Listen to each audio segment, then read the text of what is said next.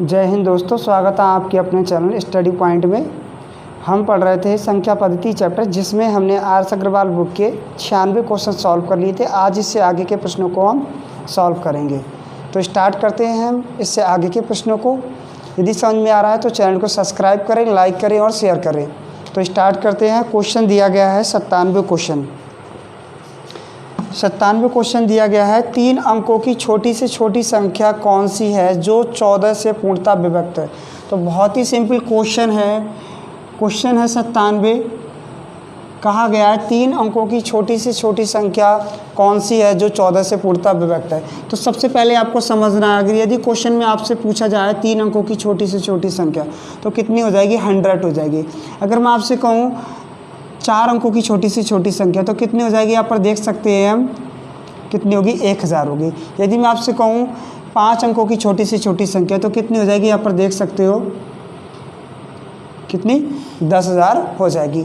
इसी प्रकार हमें संख्या लिखनी है। पर क्वेश्चन में कहा गया है हमें 3 अंकों की छोटी से छोटी संख्या देखना है जो 14 से पूर्णतः विभक्त है। किससे पूर्णतः विभक्त है, 14 से पूर्णतः विभक्त है। तो ये बहुत ही सिंपल क्वेश्चन है। 14 का पहाड़ा सबको याद होना ज़रूरी है।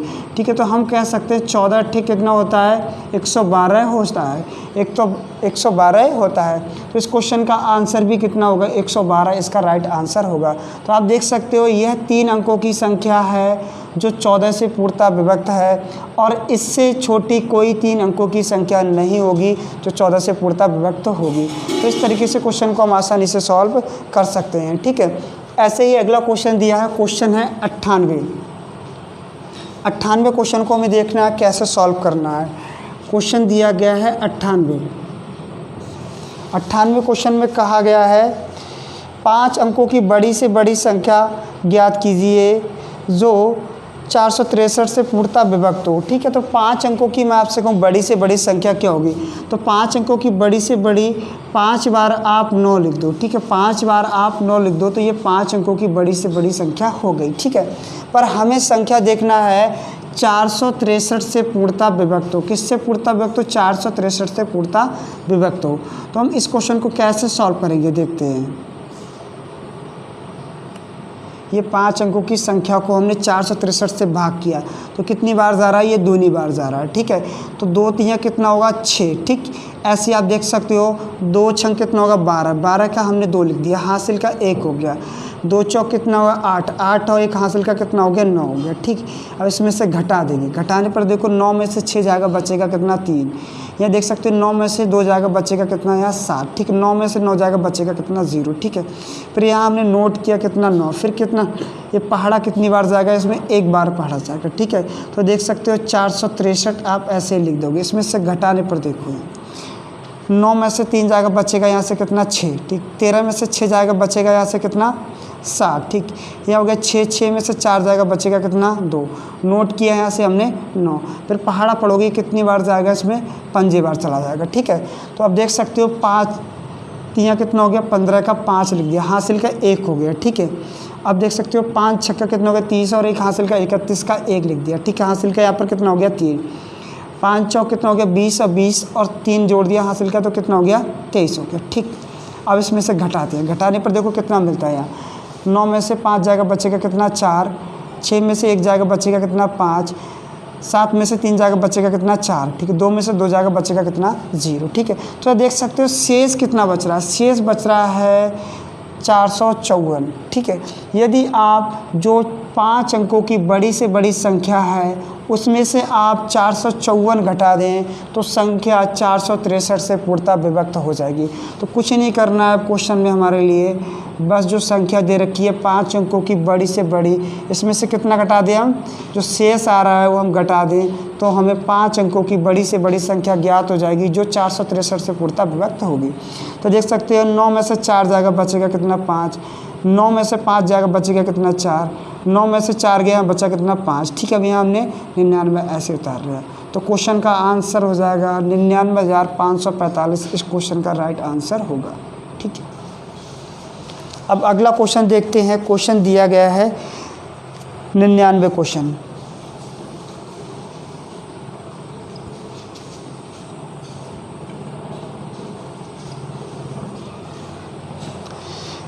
99 क्वेश्चन दे रखा है, कह रहे हैं किसी संख्या, एक संख्या दे रखी है, संख्या को किसी संख्या से भाग देने पर भागफल 33,612 तथा शेषफल 113 प्राप्त होता है, तो भाजक कितना है। ठीक है, यहाँ पर समझना है, क्वेश्चन नंबर दे रखा है 99।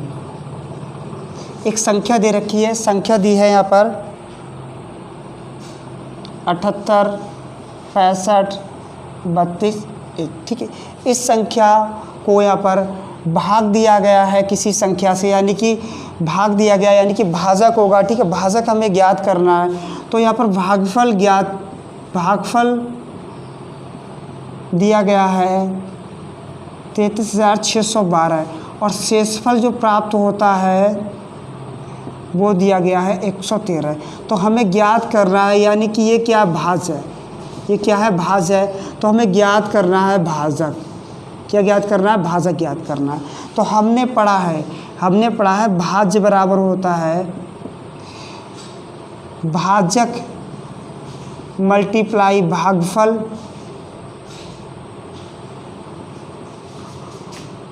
और प्लस होता है शेषफल।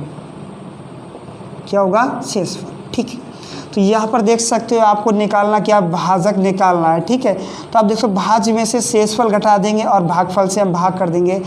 ठीक है, तो हमें क्या मिल जाएगा, भाजक मिल जाएगा। ठीक है, तो डायरेक्टली हम क्वेश्चन को सॉल्व कर सकते हैं। कैसे सॉल्व करेंगे, हमें भाजक निकालना है। तो यहाँ पर देख सकते हो भाज्य कितना है, कितना घटा दें इसमें से, शेष घटा दें 113। ठीक, अब भागफल कितना दे रखा है, ये इससे भाग कर दें हम। ठीक, तो हमें क्या मिल जाएगा, भाजक मिल जाएगा। ठीक है, तो देखो यहाँ से घटाते हैं तो कितना मिलेगा, यहाँ से यहाँ हो जाएगा 11, 11 में से 3 जाएगा, बचेगा कितना, 8। ठीक, यह हो जाएगा 1, 1 में से 1 जाएगा, बचेगा कितना, 0। फिर यहाँ हो गया 3, 3 में से 1 गया, बचा कितना, 2। ठीक, बाकी ये हम ऐसे उतार लेंगे। ठीक है, यहाँ से कितना लग गया, 78 और 65। अब हमें भाग किससे करना है, यहाँ 33,612 से। इससे आप भाग करोगे तो आपको यहाँ पर आंसर मिलेगा, यानी कि भाजक मिलेगा 234। ठीक है, तो यही इस क्वेश्चन का आंसर होगा। इस तरीके से क्वेश्चन को हम आसानी से सॉल्व कर सकते हैं। अब अगला क्वेश्चन देखेंगे, क्वेश्चन दिया गया है 100।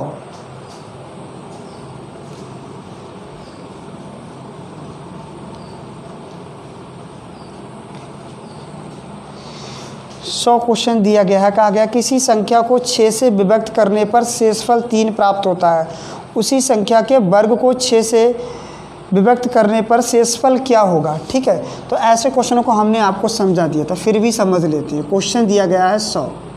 ठीक, कहा गया किसी संख्या को 6 से विभक्त करने पर, यहाँ पर संख्या है जिससे हमने 6 से विभक्त किया, यानी कि ये भाजक दिया है।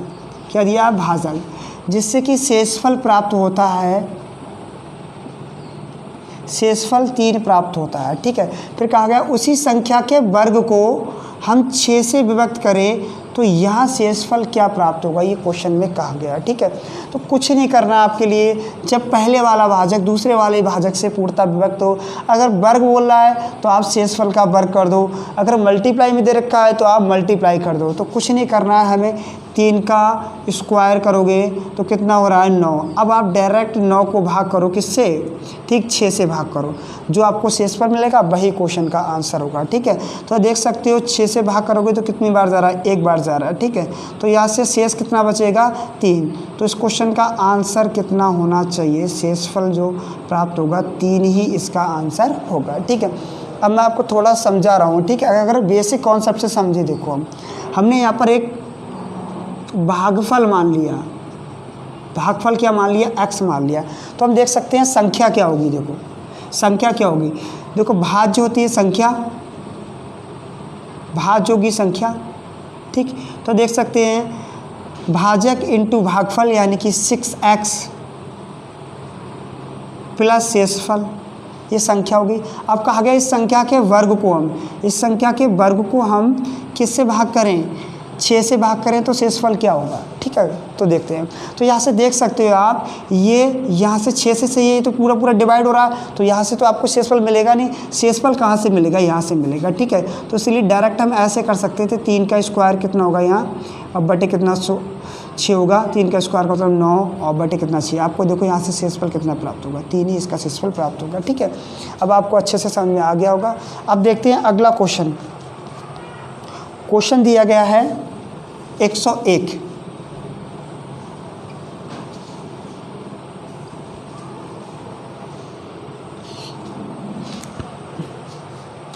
देखो 101 क्वेश्चन को आपको समझना है, बहुत ही अच्छा प्रश्न है। 101 क्वेश्चन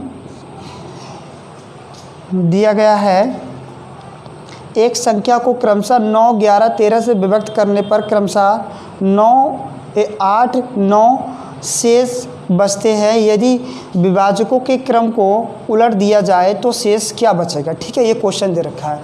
कहा गया एक संख्या है जिसको इन्हें विभक्त किया गया है 9, 11, 13 से। ठीक है, फिर कहा गया है जो शेष बचते, यानी कि ये तो क्या होगा भाजक, और यहाँ पर जो शेष बच रहे हैं शेषफल ज्ञात हो रहा है।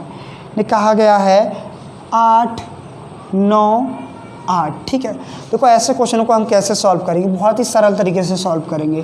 ठीक, यहाँ पर पहले यानी कि जो 9 से हम जिस संख्या को भाग कर रहे हैं उस संख्या को हम यहाँ मान लेते हैं a। ठीक है, पर a का हम भागफल मानेंगे यहाँ b के लिए, अब b का भागफल मानेंगे यहाँ c। ठीक है, क्या मानेंगे c, और c का भागफल हमेशा 1 मानेंगे। ऐसे क्वेश्चनों में क्या मानेंगे, 1 मानेंगे। ठीक है, ये क्या है भागफल है। ठीक है, ये क्या है यहाँ भागफल है।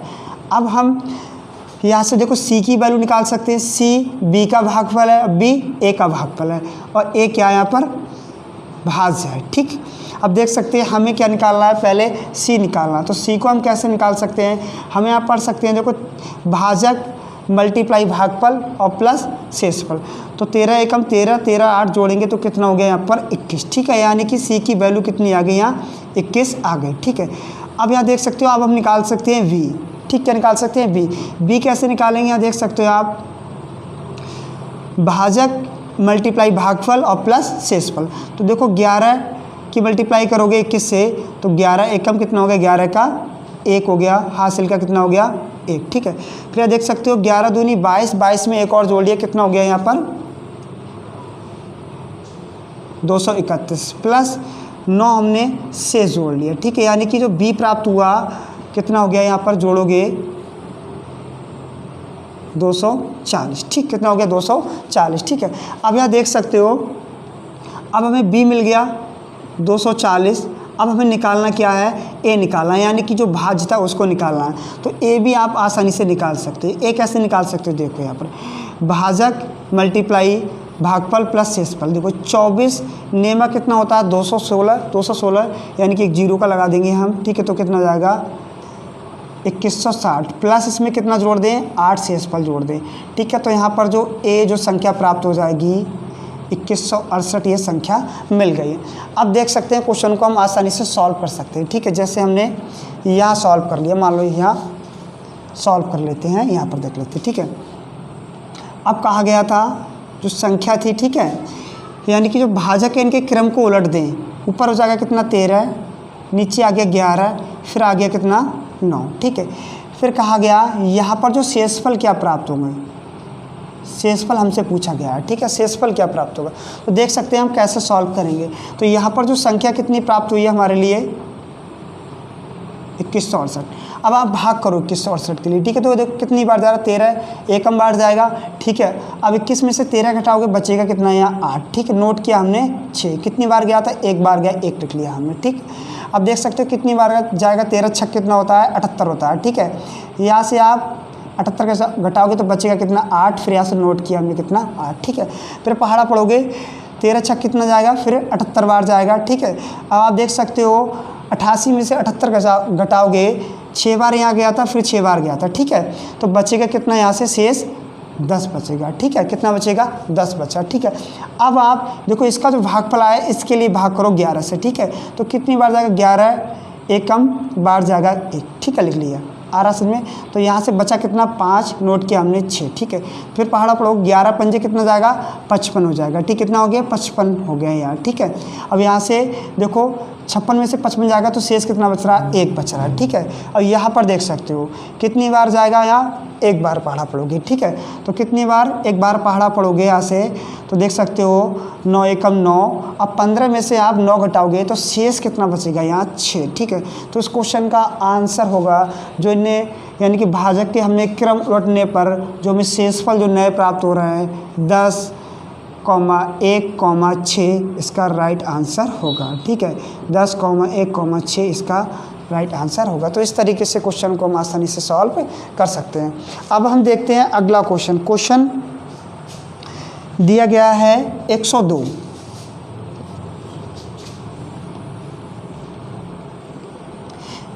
क्वेश्चन है और शेषफल पर आधारित है। देखो शेषफल का कॉन्सेप्ट बहुत बड़ा कॉन्सेप्ट है, आज हम इन क्वेश्चनों को करा देंगे, बाकी किसी दिन हम इस कॉन्सेप्ट को अच्छे तरीके से लगभग 2-3 वीडियो इसकी बनेंगी तो इस कॉन्सेप्ट को हम पूरा क्लियर करेंगे। ठीक है, तो आज हम क्वेश्चनों को सॉल्व कर लेते हैं, थोड़ा सा समझ लेते हैं कॉन्सेप्ट को। ठीक है, यह क्वेश्चन दिया गया है 102। क्वेश्चन दिया गया है 102 में कहा गया है एक संख्या दे रखी है 17, इसकी पावर है कितनी, 200, उसको 18 से भाग देने पर शेषफल ज्ञात कीजिए, रिमाइंडर ज्ञात करना है। ठीक है, तो थोड़ी कुछ कंडीशन हमें यहाँ समझना है, उसके बाद हम क्वेश्चन को सॉल्व करेंगे। ठीक है, यहाँ पर समझना है आपको, मैं आपसे कहूँ किसी संख्या है एक 17 जिसको आप 8 से भाग करने पर रिमाइंडर क्या ज्ञात होगा, यानी कि शेषफल क्या ज्ञात होगा। ठीक है, तो आप देख सकते हो हम 2 प्रकार से रिमाइंडर निकाल सकते हैं, एक माइनस में, एक हम प्लस में। ठीक है, तो आप सबसे पहले देखो प्लस में रिमाइंडर क्या होगा, आप भाग करोगे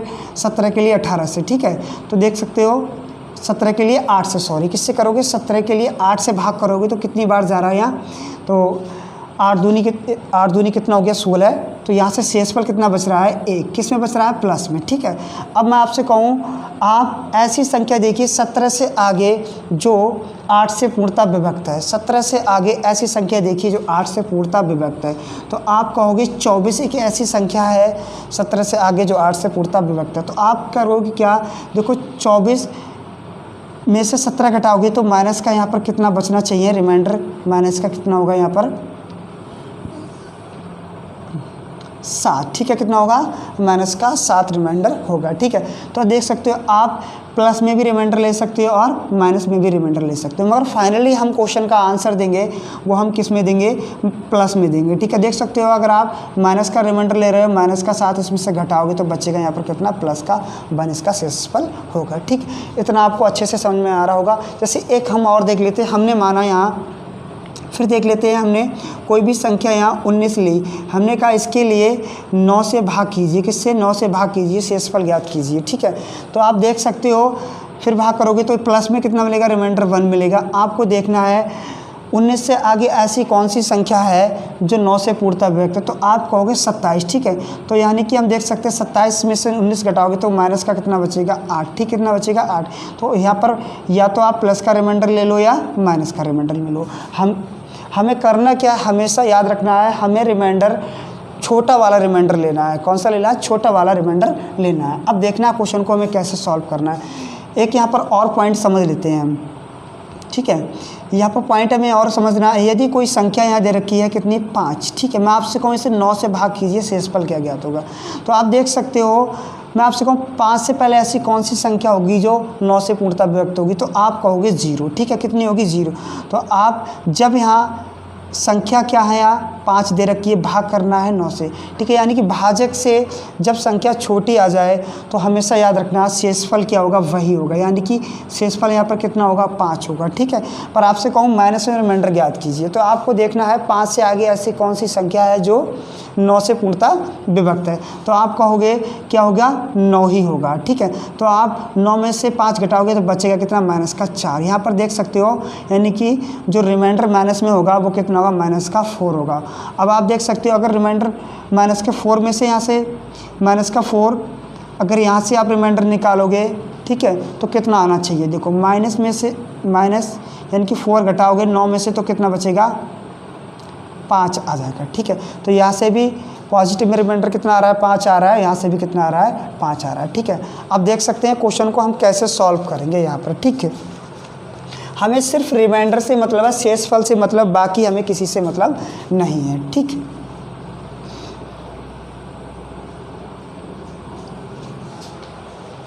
देखो यहाँ पर क्वेश्चन को कैसे सॉल्व करेंगे। यहाँ देख सकते हो, आपसे मैं कहूँ कि 17 को आप, ठीक है, 18 से भाग करेंगे तो शेषफल ज्ञात कीजिए। देखो प्लस में कितना आएगा, 17 आएगा, ठीक है, प्लस में 17 आएगा, इसको आप खोलोगे तो क्वेश्चन हमारा बहुत बड़ा हो जाएगा, ठीक है। तो हमें करना क्या है, छोटा रिमाइंडर लेना है, ठीक है, छोटा रिमाइंडर लेना है। तो आपको 17 से आगे ऐसी कौन सी संख्या है जो 18 से पूर्णतः व्यक्त है, तो कहोगे 18 होगी, ठीक है। कितने का अंतर है, यानी कि -1 का अंतर है, ठीक है। तो यह कह सकते हो माइनस, ठीक है, -1 की पावर यहाँ पर कितनी हो जाएगी, 200 हो जाएगी। कितनी हो जाएगी, 200। आप भाग किससे करोगे, 18 से, ठीक है। अब यहाँ देख सकते हो -1 है, पावर यहाँ पर किस में है, सम में, ठीक है। तो इसका जो मान निकल के आएगा, कितना निकल के आएगा, प्लस में। तो 1/, कितना हो गया, 18, ठीक है।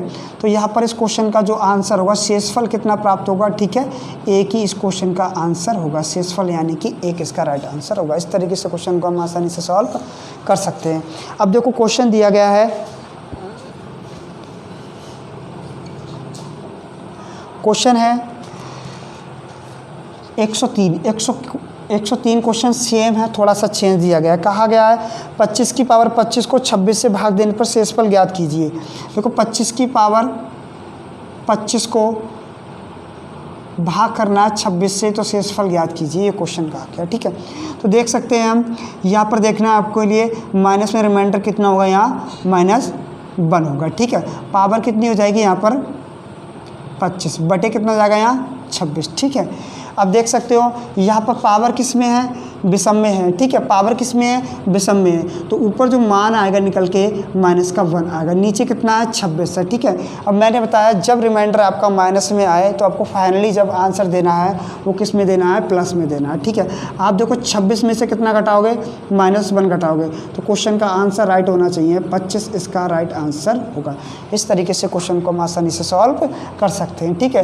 देखो शेषफल प्रमेय पर बहुत सारे क्वेश्चन बनेंगे, वो मैं आपको एक कॉन्सेप्ट पूरा क्लियर कराऊंगा बहुत अच्छी तरीके से। अभी इन क्वेश्चनों को अच्छे से समझ लेना है, ठीक है। अब हमें क्वेश्चन देखना है 104 क्वेश्चन देखना है, ठीक है। 104 क्वेश्चन को देख सकते हैं हम। 104 क्वेश्चन है, किसी संख्या को n से भाग देने पर शेषफल 3 प्राप्त होता है, उसी संख्या को 2n से भाग देने पर शेषफल क्या होगा। बहुत ही सिंपल क्वेश्चन है, हमने आपको बता रखा है। एक संख्या n है जिसको भाग किया गया है 4 से, ठीक है, यानी कि भाजक है, क्या है, भाजक है, ठीक है। तो शेषफल यहाँ ज्ञात होता है, शेषफल ज्ञात होता है, 3 प्राप्त होता है। फिर कहा गया उसी संख्या, यानी कि संख्या हम 2n कर दें और भाग करें 4 से, तो शेषफल यहाँ क्या प्राप्त होगा, ठीक है। तो देखो कुछ नहीं करना है हमें, ठीक है। तो यहाँ पर जो n की जगह हम क्या मान लेंगे, 3 मान लेंगे यहाँ पर, ठीक है। कितना मान लेंगे, 3 मान लेंगे। मैंने आपको पहले ही कंडीशन बता रखी है, पहला वाला भाजक दूसरे वाले भाजक से पूर्णतः विभक्त हो, तो कुछ भी दे रखा है यहाँ पर, ठीक है। अगर संख्या यहाँ पर मल्टीप्लाई दे रखी है तो मल्टीप्लाई हम करेंगे किससे, 3 से, जो भी दे रखा है, ठीक है। वर्ग दे रखा है तो वर्ग कर देंगे, ठीक है।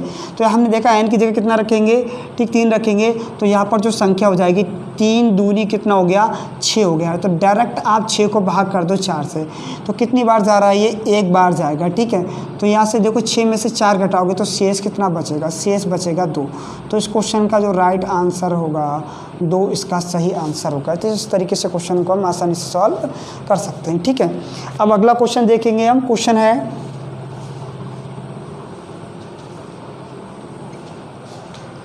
देखो 105 106 क्वेश्चन बहुत ही सरल क्वेश्चन है, ये तो आप ऑप्शन से ही सॉल्व कर दोगे, इनको कोई सॉल्व करने की आवश्यकता नहीं, ठीक है। 105 क्वेश्चन देखो कहा गया है, करें निम्नलिखित में से कौन सी संख्या किसी भी प्राकृतिक संख्या का वर्ग नहीं हो सकती, ठीक है। तो मैंने आपको कुछ कंडीशन बताई थी, मैंने कहा था 2, 3, 7 और 8 आ जाए, किसी संख्या का अंतिम अंक या इकाई अंक 2, 3, 7, 8 आ जाए, वो किसी संख्या का पूर्ण वर्ग नहीं होंगी, ठीक है, यानी कि प्राकृतिक संख्या का वर्ग नहीं होंगी। तो इसमें देखो पहले वाले, यानी कि क्वेश्चन दिया है 105 में ऑप्शन दे रखे हैं। पहला ऑप्शन दे रखा है ए में दिया गया है, ठीक है। ए में जो संख्या दे रखी है,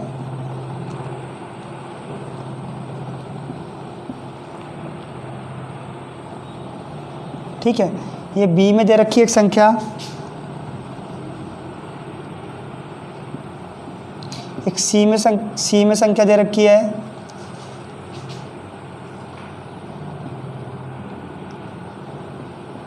एक डी ऑप्शन और दे रखा है, ठीक है, देख सकते हैं डी ऑप्शन में दिया गया है,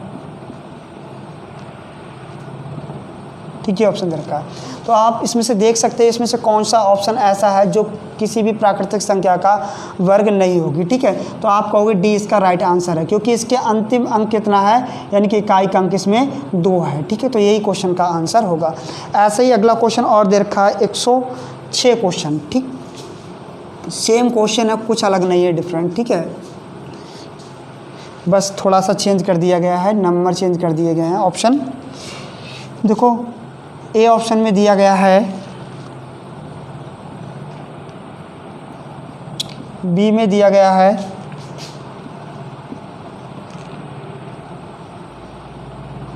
सी में दिया गया है,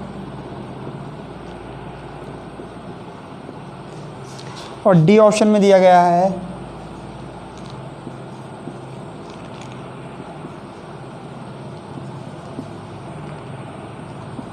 ठीक है, अब इसमें से आप देख सकते हैं कौन सा ऑप्शन सही होगा, ठीक है। ऐसा कौन सा ऑप्शन है जो किसी भी प्राकृतिक संख्या का वर्ग नहीं हो सकती, ठीक है। तो देख सकते हो इसमें से कोई सा अंक हमें अंतिम अंक दिख रहा है किसी भी संख्या में, हाँ दिख रहा है, ठीक है। कौन से वाले में, देखो सी ऑप्शन में, इसका अंतिम अंक कितना है, 7 है। तो ये संख्या किसी भी संख्या का प्राकृतिक संख्या का वर्ग नहीं होगी। तो यही इस क्वेश्चन का आंसर है, ठीक है। तो इस तरीके से हम क्वेश्चन को आसानी से सॉल्व कर सकते हैं। अब हम अगला क्वेश्चन देखते हैं।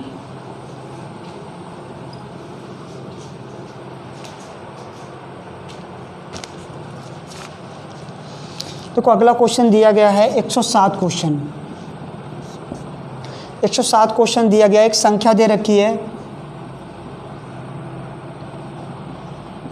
और स्टार बना हुआ है, ठीक है। कह रहे हैं इसमें स्टार का अल्पतम मान क्या होगा जिससे प्राप्त संख्या 9 से पूर्णतः विभक्त हो, ठीक है। स्टार का अल्पतम मान देखना है और ये संख्या 9 से पूर्णतः विभक्त है, किससे, 9 से पूर्णतः विभक्त है, ठीक है। तो मैंने आपको 9 से पूर्णतः विभक्त होने का नियम बताया था, ठीक है।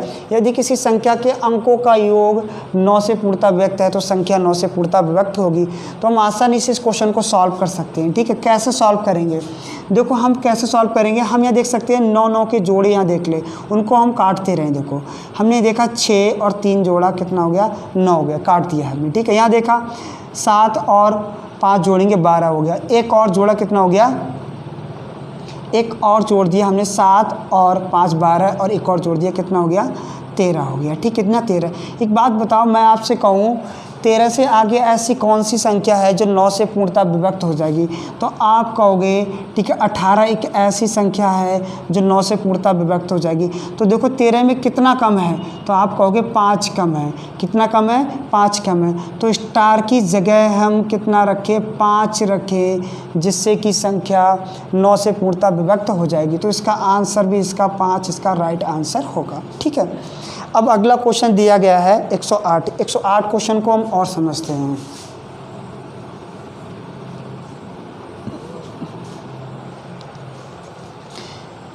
एक 108 क्वेश्चन है, कह रहे हैं किसी 2 अंकीय संख्या को 2 बार साथ साथ लिखकर एक 4 अंकीय संख्या बनाई जाती है, जैसे दे रखा है, ठीक, 1515 या 3737, ठीक है, ये दे रखी है संख्याएं। कह रहे हैं आदि इस रूप की कोई संख्या निम्न में से किस संख्या से पूर्णतः विभक्त होगी। देखो ऐसे क्वेश्चन को हमें समझना है, ठीक है। तो मैं आपको एक कंडीशन बता रहा हूँ। एक कंडीशन क्या होगी, जैसे यहाँ 2 संख्या एक्स वाई और एक्स वाई, ठीक है, एक्स वाई और एक्स वाई, ठीक है। तो ऐसे क्वेश्चनों को हम कैसे सॉल्व करेंगे, देखो यहाँ पहले हमने एक्स की जगह वन रखा, फिर यहाँ पर वाई की जगह 0 रखा, फिर एक्स की जगह वन रखेंगे तो वाई की जगह 0 रखेंगे। अब ये वाला 0 हम काट देंगे, ठीक है। तो यहाँ पर बचा कितना, 101। तो ये संख्या 101 से पूर्णतः विभक्त हो जाएगी। आ गया होगा आपको समझ में। तो यहाँ पर देखो, यहाँ पर एक x है और एक y है, फिर x है फिर एक y है। इस प्रकार आप इसमें नियम लगा सकते हो, तो आप आसानी से आंसर दे सकते हो। तो ये संख्या किससे पूर्णतः विभक्त होगी, 101 से पूर्णतः विभक्त होगी। अब आपको संख्या कैसे भी दे दे, आपको संख्या चाहे ऐसे दे दे, चाहे 6 अंकों की दे दे, एक्स वाई एक्स वाई, ठीक, ऐसे दे दो। तो आप कैसे सॉल्व करोगे, यहाँ पर देख सकते हो, यहाँ 1 लिखा, फिर 0 लिखा, फिर 1 लिखा, फिर 0 लिखा, फिर 1 लिखा, फिर 0 लिखा, ये वाला 0 आप हटा दो। तो जो 6 अंकों की संख्या होगी जिसमें 2-2 अंक हैं, ठीक है, जिनकी पुनरावृत्ति हो रही है, ठीक है, इस टाइप से। तो आप देख सकते हो ये किससे पूर्णता व्यक्त होगी, यहाँ पर वो इस संख्या से पूर्णता व्यक्त होगी। तो इस टाइप से क्वेश्चन को हम आसानी से सॉल्व करेंगे। यदि कोई संख्या 3 अंकीय है, ठीक है, इस प्रकार ऐसे, ठीक। अब आपसे कहा जाए ये किससे पूर्णता व्यक्त होगी, तो आपको याद रखना है ये 1001 से पूर्णता विभक्त होगी, ठीक है, 1001 से पूर्णता विभक्त होगी। तो इस टाइप से हम क्वेश्चन को आसानी से सॉल्व करेंगे, ठीक है। अब क्वेश्चन देखेंगे हम,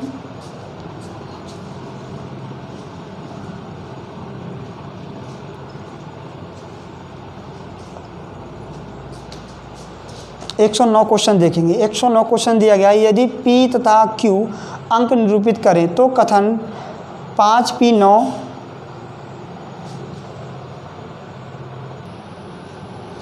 क्वेश्चन पढ़ रहे थे हम 109। इसमें दिया गया है, यदि P तथा Q अंक निरूपित करें तो कथन 5P9 प्लस 327 प्लस 2Q8 बराबर 1114 में Q का अधिकतम संभव मान क्या होगा, ठीक है। हमें Q का संभव अधिकतम मान क्या होगा, ये क्वेश्चन दिया गया है, ठीक है। ऐसे क्वेश्चनों को हम कैसे सॉल्व करेंगे या समझते हैं हम, ठीक है।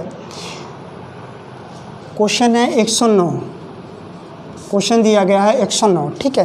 तो यहाँ पर कहा गया है P तथा Q अंक निरूपित करते हैं, ठीक। फिर इसमें दिया गया था 5P9 प्लस 327 प्लस 2Q8 दिया गया है 1114, ठीक है।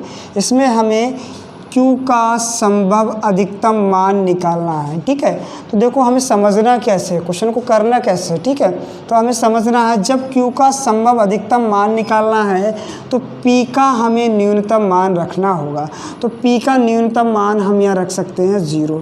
तो यहाँ पर ये संख्या हो जाएगी 509 प्लस, यहाँ देख सकते हो आप, ठीक है, यहाँ पर ये कितना हो रहा है, ठीक, यहाँ पर है 327, ठीक, प्लस यहाँ पर दे रखा 2Q8 बराबर 1114, ठीक है।